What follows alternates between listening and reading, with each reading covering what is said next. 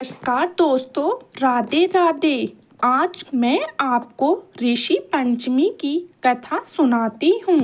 सतयुग में विदर्भ नगरी में सयंजीत नामक राजा हुआ करते थे। वह ऋषियों के सम्मान थे। उन्हीं के राज में एक कृषक सुमित्र था। उसकी पत्नी जयश्री अत्यंत पतिव्रता थी। एक समय वर्षा ऋतु में जब उसकी पत्नी खेती के कामों में लगी हुई थी तो वह रजस वाला हो गई। उसको रजस वाला होने का पता लग गया, फिर भी वह घर के कामों में लगी रहती थी। कुछ समय बाद वह दोनों स्त्री पुरुष अपनी अपनी आयु भोगकर मृत्यु को प्राप्त हुए।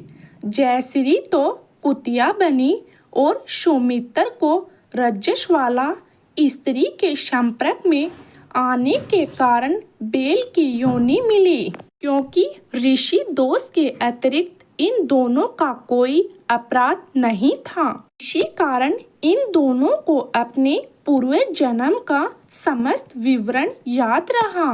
वे दोनों कुतिया और बैल के रूप में उसी नगर में अपने बेटे सुचित्र के यहाँ रहने लगे। धर्मात्मा सुचित्र अपने अतिथियों का पूर्ण सत्कार करता था।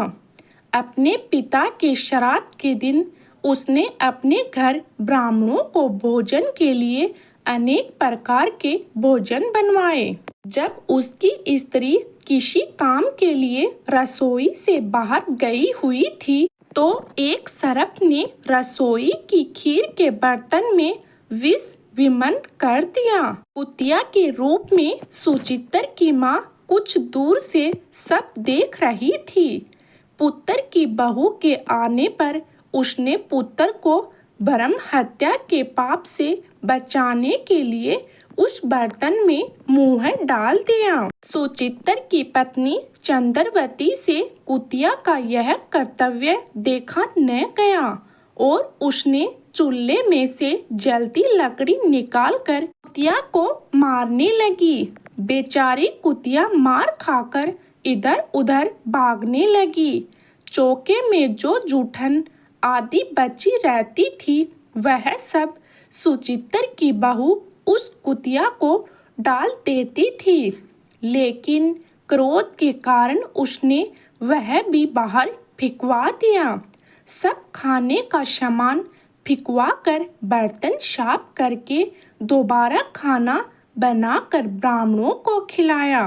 रात्रि के समय भूख से व्याकुल होकर वह कुतिया बैल के रूप में रह अपने पूर्व पति के पास आकर बोली, हे स्वामी, आज तो मैं भूख से मरी जा रही हूँ। वैसे तो मेरा पुत्र मुझे रोज खाने को देता था, लेकिन आज मुझे कुछ नहीं मिला। सांप के विष वाले खीर के बर्तन को अनेक ब्रह्म हत्या के भय से छुटकर उनके न खाने योग्य कर दिया था। इसी कारण उसकी बहू ने मुझे मारा और खाने को कुछ भी नहीं दिया। वह बैल बोला, हे भद्रे, तेरे पापों के कारण तो मैं भी इस योनि में आ पड़ा हूँ और आज बोझ ढोते ढोते मेरी कमर टूट गई है। आज मैं भी खेत में दिन भर हल में जुटा रहा। मेरे पुत्र ने आज मुझे भी भोजन नहीं दिया और मुझे मारा भी बहुत। मुझे इस प्रकार कष्ट देखकर उसने इस श्राद्ध को निष्फल कर दिया है।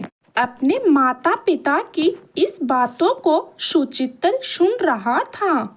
उसने उसी समय दोनों को भरपेट भोजन कराया और फिर उनके दुख से दुखी होकर वन की ओर चल गया। वन में जाकर ऋषियों से पूछा कि मेरे माता पिता किन कर्मों के कारण इन निजी योनि को प्राप्त हुए हैं और अब किस प्रकार से इनको छुटकारा मिल सकता है। अब सर्वोत्तम ऋषि बोले, तुम इनकी मुक्ति के लिए पत्नी सहित ऋषि पंचमी का व्रत धारण करो तथा उसका फल अपने माता पिता को दो। भाद्रपद महीने की शुक्ल पंचमी को मुख शुद्ध करके मध्याह्न में नदी के पवित्र जल में स्नान करना और नए रेशमी कपड़े पहनकर अरुंधति सहित सप्तमी ऋषियों का पूजन करना। इतना सुनकर सुचित्र अपने घर लौट आया और अपनी पत्नी सहित विधि विधान से पूजन व्रत किया। उसके पुण्य से माता पिता दोनों पशु योनि से छूट गए। इसलिए जो महिला श्राद्ध पूर्वक ऋषि पंचमी का व्रत करती है वह समस्त सांसारिक सुखों को भोगकर वैव कुंड को जाती है। अगर आपको मेरे द्वारा सुनाई गई कथा अच्छी लगे तो कमेंट तथा लाइक जरूर करें और सब्सक्राइब करना न भूलें। धन्यवाद।